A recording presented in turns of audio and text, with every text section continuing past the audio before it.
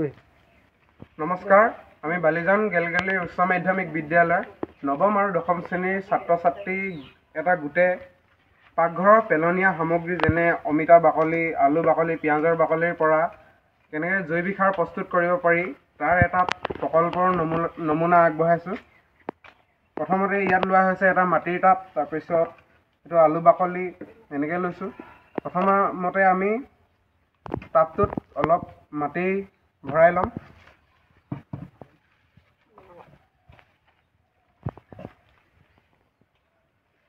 তাৰপাছত আমি ইয়াত আলুৰ বাকলিখিনি আছে ইয়াত দি দিম। ইয়াত আছে অমিতাৰ বাকলি,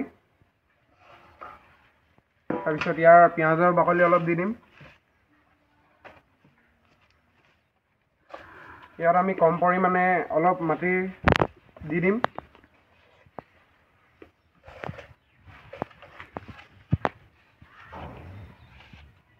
যিহেতু আমি পাকঘৰত বেছি সামগ্ৰী নাপালোঁ, অলপ কম পৰিমাণে সামগ্ৰী পালোঁ, গতিকে আমি বেছি সামগ্ৰী ইমান ইয়াত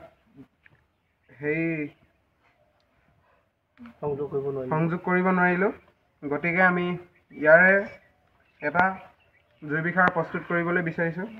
ইয়াত অলপ পানী দি দিম, ইয়াত জেক মাৰিবলৈ।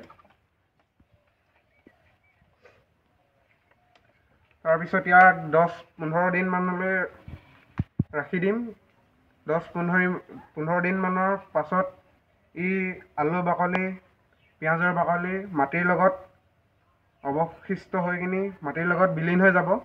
ইয়াক জৈৱিক সাৰলৈ পৰিৱৰ্তন কৰিব। বেক্টেৰিয়া অনুবোৰে ইয়াৰ সোনকালে গেলি যোৱা, পচি যাবলৈ অলপ কৰিব। ইয়াত আৰু 10-15 দিনৰ পিছত ইয়াত এটা গছপুলি ৰোপণ কৰি দিব পাৰিম। তেতিয়া গছপুলিটো ধুনীয়াকৈ জৈৱিক সাৰ পাই পিনি ধুনীয়াকৈ গছপুলিটো বাঢ়ি যাব। নমস্কাৰ।